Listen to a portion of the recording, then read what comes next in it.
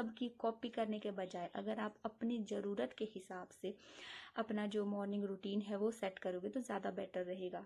क्या आपका अलार्म रोज बजता है और अलार्म बंद करने के बाद आपका मन कहता है कि सिर्फ 5 मिनट और फिर वो 5 मिनट कब एक आधा घंटा बन जाता है आपको पता भी नहीं चलता। अगर आप लोगों को रोज सुबह उठने में परेशानी होती है तो मेरी इस वीडियो में अंत तक बने रहिए। मैं आज आपको कुछ ऐसे प्रैक्टिकल तरीके बताऊंगी जिसके लिए आपको सुबह उठने के लिए खुद से लड़ना नहीं पड़ेगा, आपको बस सुबह की कुछ आदतें बदलनी पड़ेंगी। पहला तरीका है अलार्म को अपने हाथ की पहुंच से दूर रखो। हमारी सबसे बड़ी गलती क्या होती है कि हम जब भी सोते हैं तो फोन को तकिए के पास रखकर ही सोते हैं, जिस वजह से जब भी अलार्म बजता है हम उसे एकदम से बंद कर देते हैं और दोबारा से सो जाते हैं। इसीलिए आपको ये गलती नहीं करनी है, अपना फोन अपने हाथ की पहुंच से काफी दूर रखना है।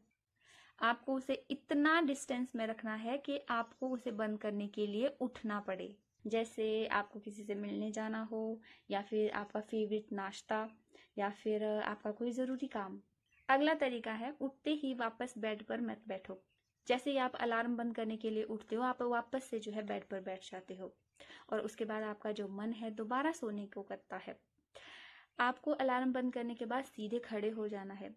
आप यकीन मानो आपका एक छोटा सा कदम आपकी पूरी सुबह बदल सकता है। अगला तरीका है सुबह का पहला काम पहले ही तय करके रखो। अगर आप सुबह उठोगे और सोचने लगोगे कि मुझे क्या करना है तो आलस आप पर वहीं से हावी हो जाता है।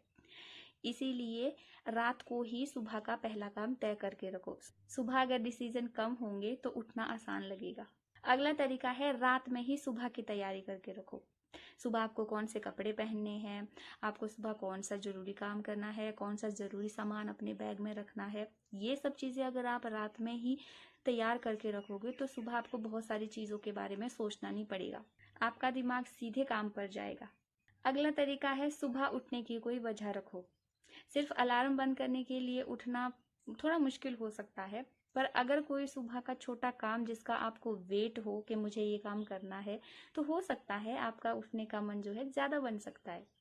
सुबह उठने का मतलब ये नहीं होता है कि आप 5 बजे उठकर बैठ जाओ या फिर 5 बजे उठकर ही काम पर लग जाओ या फिर 5 बजे ही उठना है, बल्कि सुबह जल्दी उठने का मतलब ये है कि आपका जो स्लीप रूटीन है वो इस तरह का बने जिसे आप लगातार निभा सको। जैसे अगर आप 7 बजे उठते हो तो आप अपना एक स्लीप प्लान जो है 7 बजे का ही बनाओ। आप डेली उस 7 बजे ही उठो। 7 बजे के बाद आप हर चीज अगर मैनेज कर सकते हो तो तभी उस स्लीप प्लान में 7 बजे को ऐड करो। जैसे अगर आप 7 बजे उठते हो तो मेक श्योर कि 7 बजे उठने के बाद आप उन सारी चीजों को कर सको जो सुबह इंपॉर्टेंट होती है। इसीलिए अपना एक अच्छा सा स्लीप प्लान बनाना जो है जरूरी होता है।